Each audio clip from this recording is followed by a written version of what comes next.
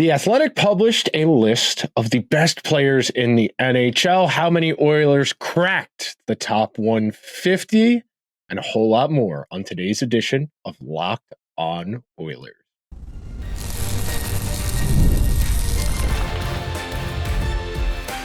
You are Locked On Oilers, your daily podcast on the Edmonton Oilers, part of the Locked On Podcast Network, your team every day.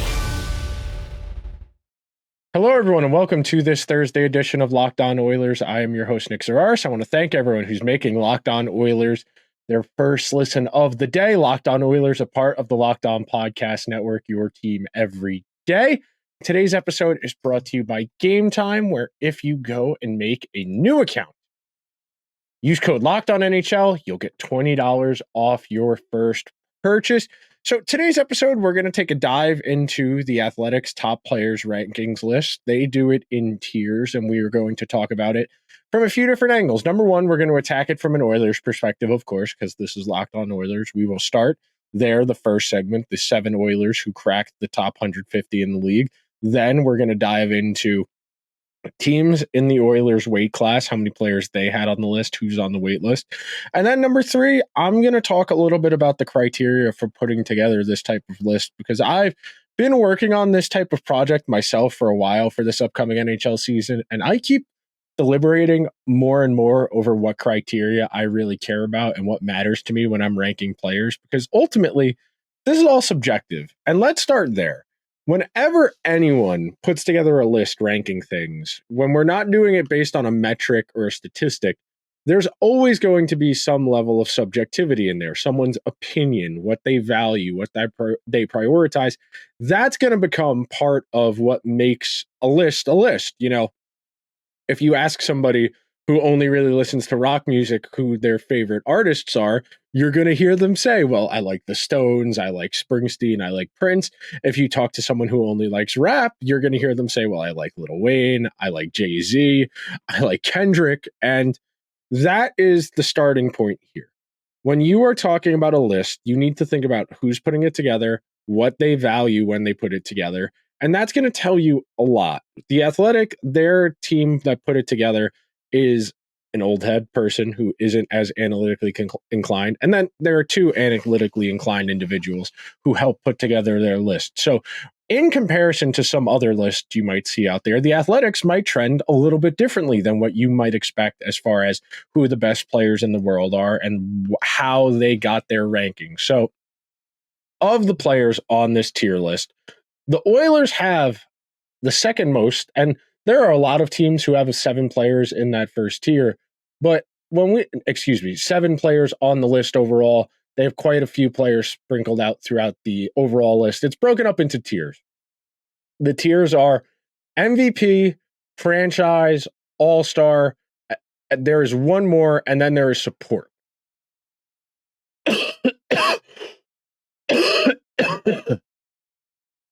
Support is defined as a top 150 player who is strong support on a contending or a championship core. All-star is a top 60 player, someone who wouldn't be the best player on a contender, but an important part. Franchise is a top 30 player, and then MVP is a top 10 player in the world. The Oilers are one of a few teams that have multiple players in that first tier, in the MVP tier. Connor McDavid, Leon Draisaitl, of course. I think you're not going to get a lot of argument from people. We've talked a lot over the course of this summer, as everydayers will know. I have settled Leon Draisaitl somewhere between 5th and 7th best player in the entire world. Coming off of last season, if he had had a slightly better postseason, I think there's a stronger argument for him to be closer to 5 than 7. But the Athletics criteria puts him firmly in that class. He does have an MVP to his name as well. That one season McDavid missed a good chunk of. Then, as you sprinkle your way down, you get down to franchise player. The Athletic has Evan Bouchard as a franchise player. I would agree. I think Evan Bouchard is a player who might be able to push himself into Norris consideration depending on the given season if he's able to find a singular year where he can really boom points-wise. I know he was point per game last year, but if he can be point per game again and have some strong defensive metrics as well, And it's going to be hard. I've talked about this a lot, that when the defense class right now for Norris is loaded, it is maybe the most robust it's ever been. When you have Quinn Hughes, Adam Fox, and Cale Makar, who have all won Norris's, about to enter their prime. You have Roman Josi, who's won a Norris, who's not quite in his prime, but still pretty close to his prime. You have Miro Heiskanen, who is entering his physical prime. You have Charlie McAvoy. Rasmus Dahlin is about to enter his prime. Those are Evan Bouchard's contemporaries. It's going to be very hard for him to break through that field of guys, but he will put up the counting stats requisite with being in that consideration. It's simply just a matter of, does the team have enough success and are his defensive metrics strong enough? But I think Evan Bouchard is definitely that high. I think I have him on my own list somewhere in the 20s, if I remember correctly. Then in the all-star tier, the top 60 player, the Athletic has Zach Hyman and Matthias Ekholm. I think that's fair.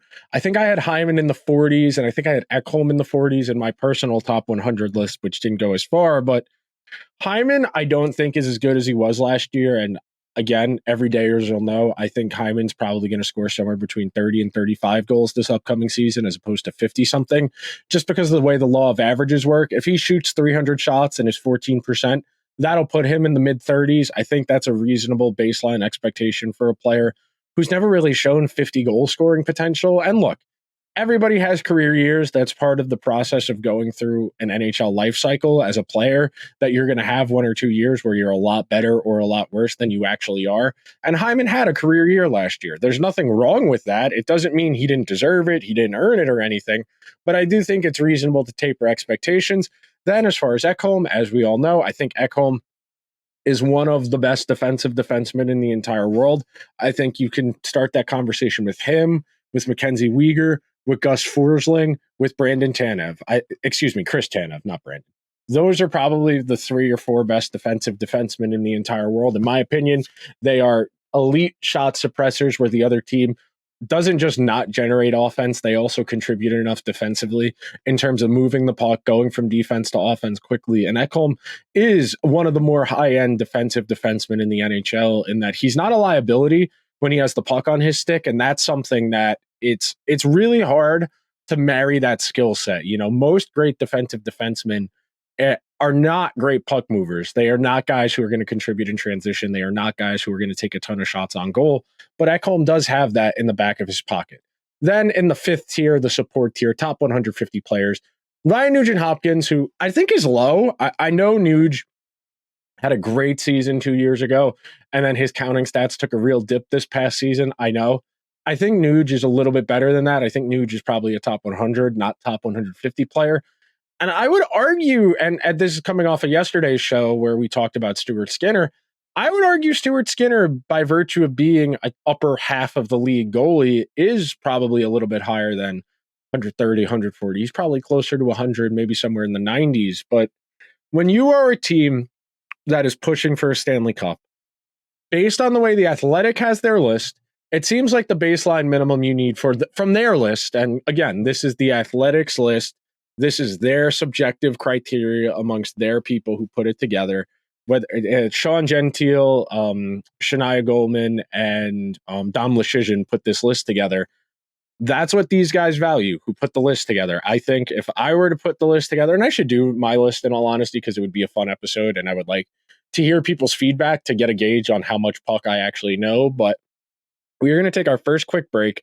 Then we are going to dive into some of the Oilers' contemporaries in the contender pool, how many players they have on the list, who's on the list for them, and a whole lot more on this edition of Locked On Oilers. So be sure to stick around, where we've got your team covered every day.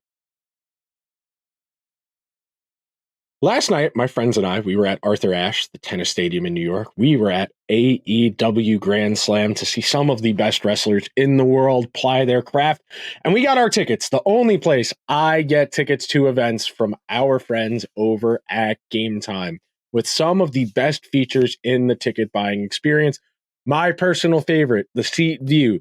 Get a panoramic view from your seat in the app before you buy. If you're going to a baseball game, if you're going to a concert, if you're going to a hockey game, you want to get an idea of what the view is going to look like from your seat. You tap on the tickets, it pulls up a panoramic view of what the game or what the concert is going to look like from where you're sitting before you buy, so you have an idea of what you're getting into. The lowest price guarantee or Gametime will credit you 110% of the difference, and Gametime ticket coverage, where your purchase is covered with the most flexible customer service policy in the ticketing industry. So take the guesswork out of buying tickets with Gametime.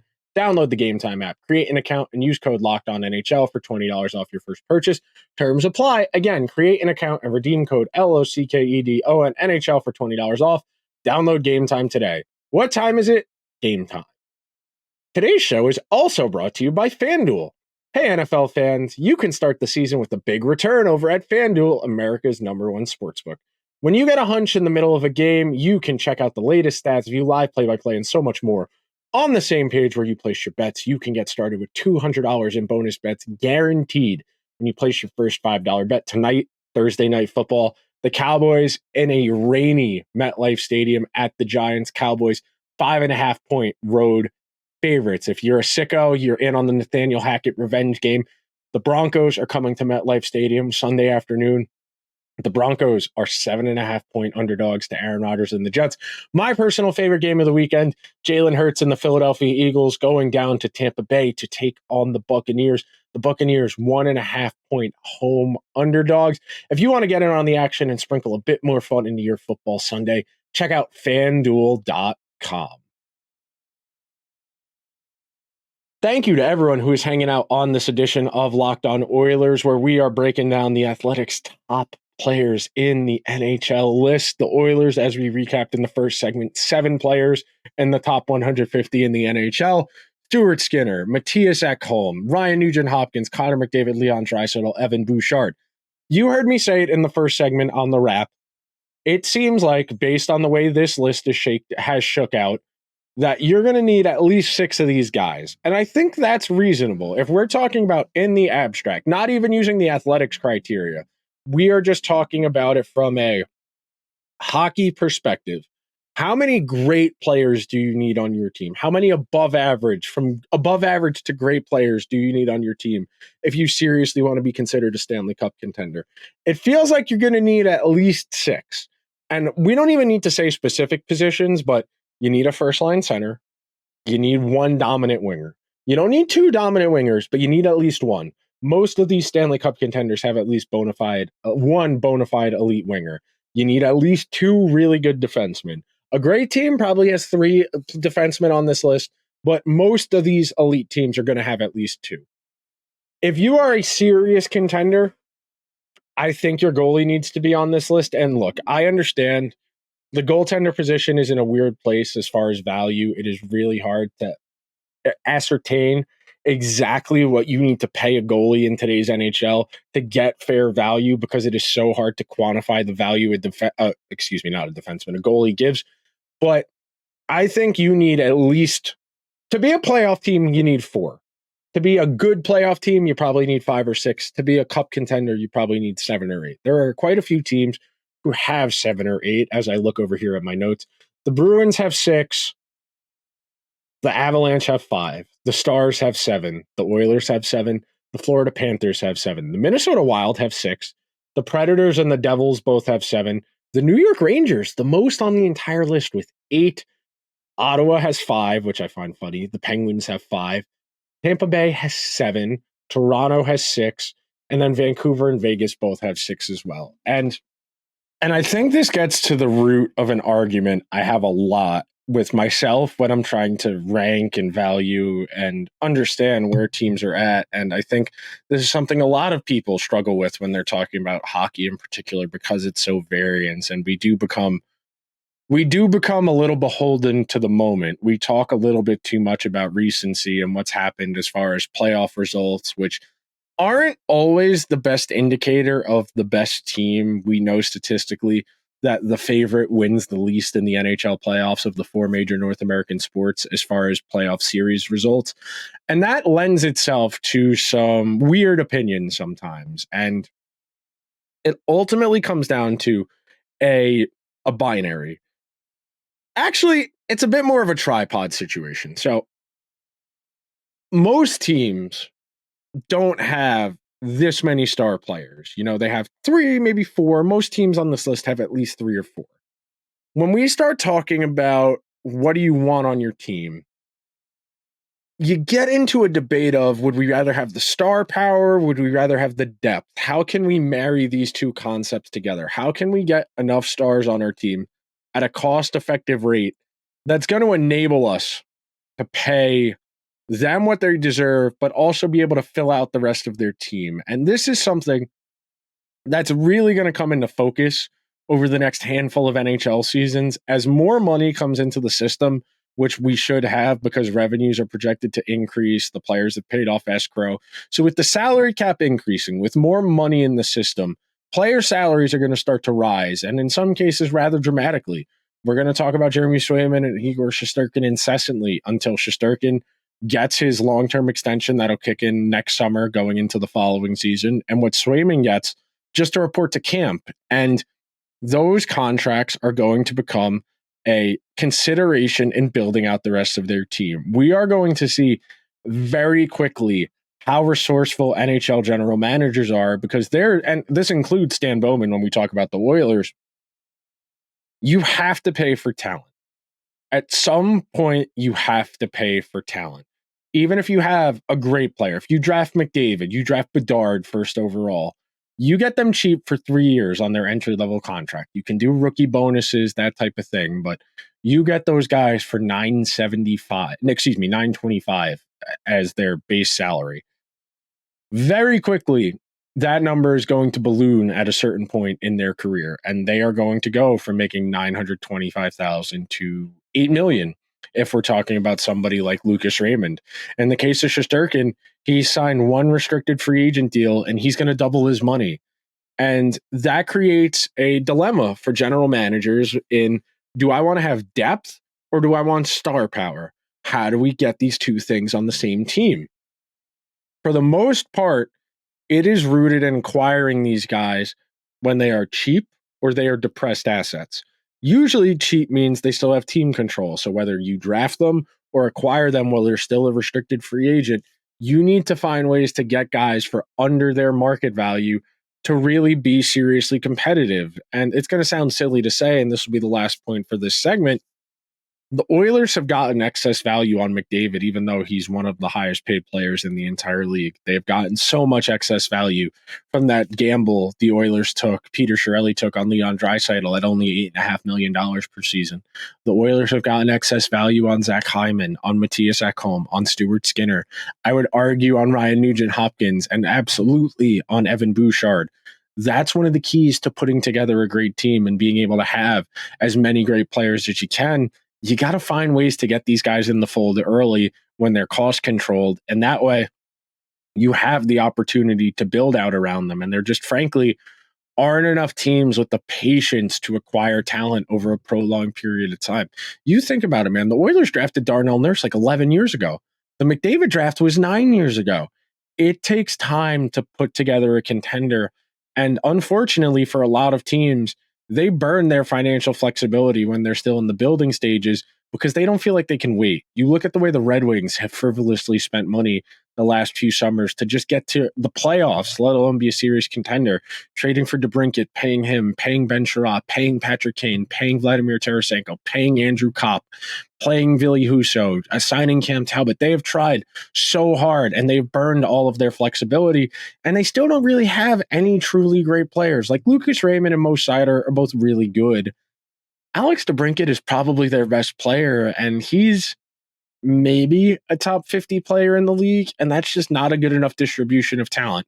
We're going to take one last quick break on our show, and then we're going to talk about the criteria I would use to put together my list and some of the keys to putting together a good list when you're doing rankings.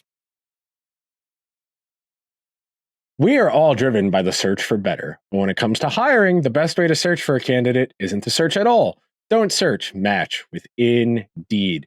If you need to hire, you need Indeed. Indeed is your matching and hiring platform with over 350 million global monthly visitors, according to Indeed data, and a matching engine that helps you find quality candidates fast. Ditch the busy work. Use Indeed for scheduling, screening, and messaging so you can connect with candidates faster. And Indeed doesn't just help you hire faster. 93% of employers agree. Indeed delivers the highest quality matches compared to other job sites, according to a recent Indeed survey.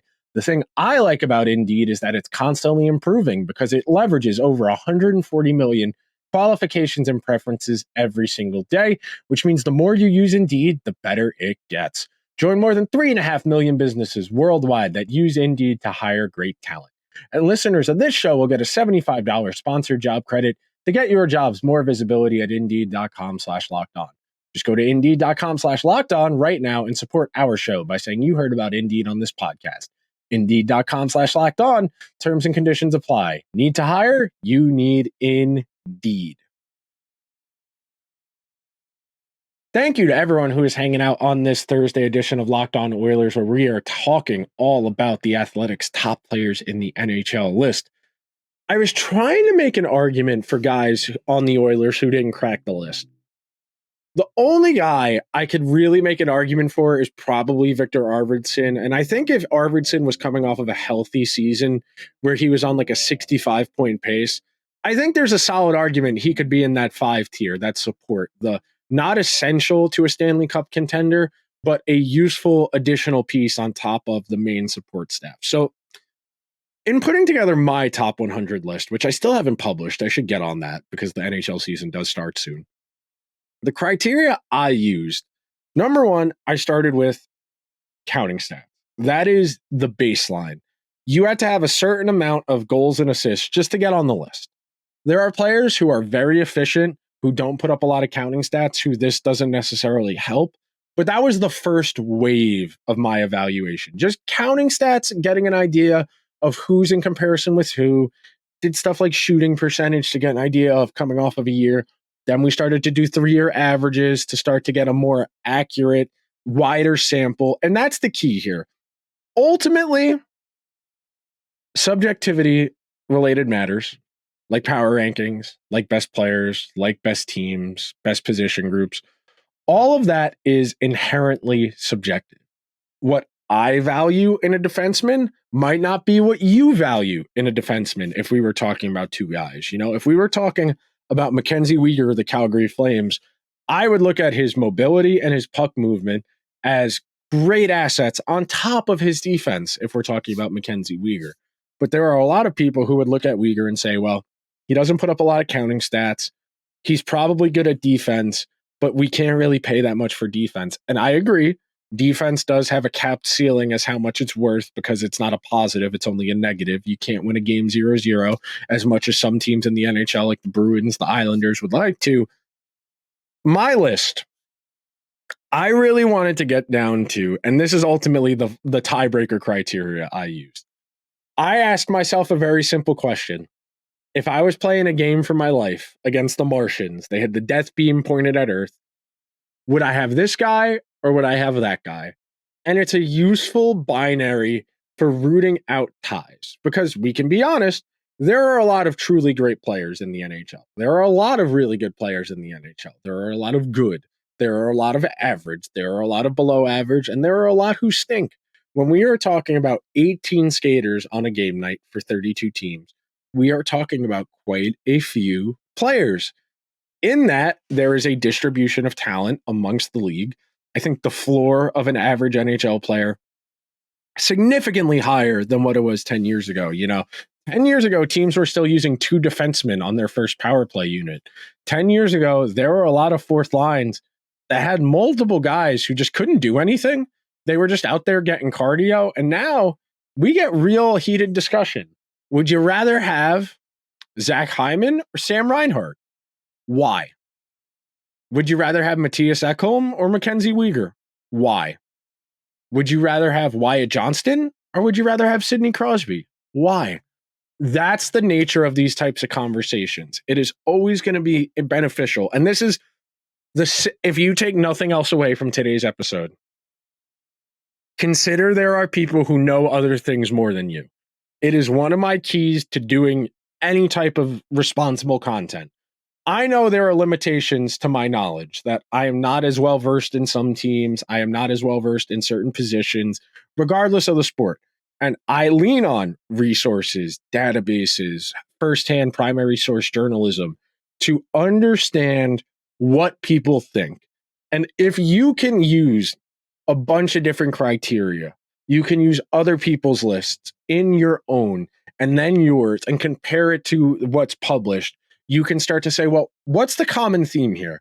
What trait am I undervaluing that these guys have certain players significantly higher than I do? And I will say, one area in my criteria, I definitely noticed I was a bit, I cared a lot whether or not guys have won before. And that's not really breaking news. I think that's the defining takeaway of 21st century sports media. I mean, the omnipresent Jordan versus LeBron debate is the child of that we exist in a world where winning trumps all. No matter how good you are as an individual, if you don't win, that is always going to be a knock against you. And in evaluating certain players, like comparing, say, Braden Point to Mika Zibanejad, Braden Point and Mika Zibanejad are going to put up very comparable statistics, counting stats wise.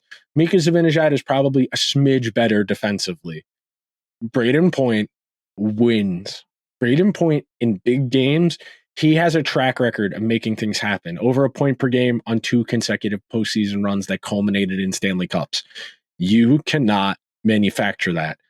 When you are the best in those high pressure, high stakes environments, that tells me a lot about you as a player. And it tells me that you're adaptable, that you're able to respond to adversity. And we talked about that a lot on yesterday's show, as everydayers will know, about Stuart Skinner. The idea that we need to find a level middle ground. We never want to be too high. We don't want to be too low. We want to be ready for the next one, whatever the next one comes. And then as soon as we take care of that next situation, it's in the past. It's in the memory. It's in the past. We can't do anything about it. Dwelling on it is only going to make it worse. That will just about do it for today's edition of Locked On Oilers. If you could be so kind, please subscribe to the show wherever you get your podcasts. If you're on Apple or Spotify, please give the show a 5-star review. If you are watching over on YouTube, hit the subscribe button, hit the alarm bell so you get notifications whenever new content goes live. I know the Oilers played another preseason game. They lost badly. These preseason games don't matter. We'll probably talk a little bit about them tomorrow, but take a deep breath. It will all be okay. I will talk to you guys tomorrow. Until then, let's go Oilers.